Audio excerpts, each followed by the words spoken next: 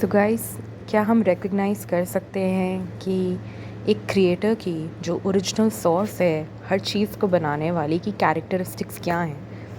क्योंकि बिना कैरेक्टरिस्टिक्स समझे हम डिस्टिंक्टिवली रिकग्नाइज़ ही नहीं कर सकते कि उनकी पोजीशन कैसे एक्सक्लूसिव है from every other source of divinity and power as we see in the world.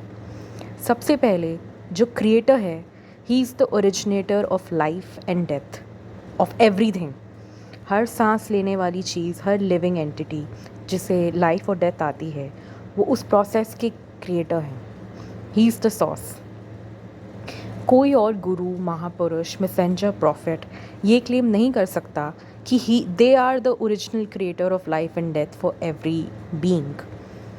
आप जिनको भी फॉलो करते हैं, लेट्स सपोज गुरु नानक देव जी या साईं बाबा जी, क्या एक जापान में बॉर्न हुआ इंसान जो उनका नाम भी नहीं जानता ये कह सकता है कि उनकी लाइफ और डेथ एक इंडिया में एक सेंट हैं उनके थ्रू आई?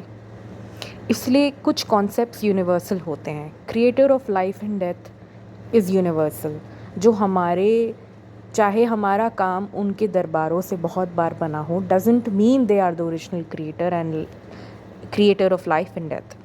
सेकेंड बात, जो ओरिजिनल क्रिएटर है, they are beyond the dimension of time, space and form. उनके ऊपर ना वक्त लागू है, ना स्पेस लागू है, ना फॉर्म लागू है।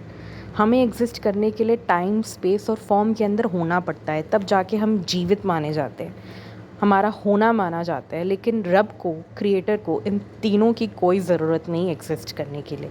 इनफैक्ट ये तीन डिमेंशंस उनके अंडर है। ना ही रब सोते हैं, ना खाते हैं, ना उन्हें वॉशरूम जाने की ज़रूरत है। कोई भी इंसानी ज़रूरत उन पे अप्लाई नहीं करती है। He was never born and he will never die and he never came on earth as an avatar. क्या उन्हें इंसानियत को बचाने के लिए खुद एक फॉर्म लेके आने की ज़रूरत है, या वो अपने स्पेशल लोगों के थ्रू, अपने एंजल्स के थ्रू ही काम करवा सकते हैं, चाहे जितना मर्जी बड़ा हो? तो हर एक एक्शन जो उनकी पावर को लिमिट करती है, वो हाईली उनके शान के, उनके रुतबे के ख़िलाफ़ है। वो ऐसा कभी नहीं करेंगे कि वो खुद अर्थ पे आए।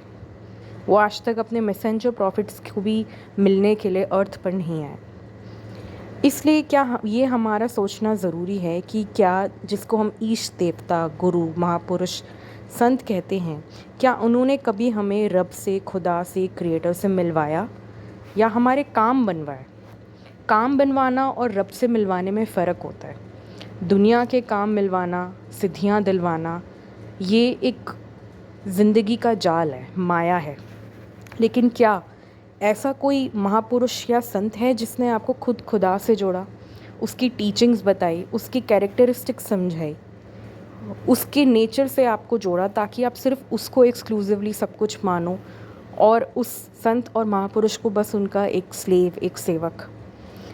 आज ही ये बात सोच विचार कीजिए कि जिसको भी हम मानते हैं, रिस्पेक्ट देते हैं, क्या उसने कभी हमें खुद खुदा से जोड़ा, या हमें पावर्स के चक्कर में अपनी खुद की नज़रों में ऊंचा उठवाया?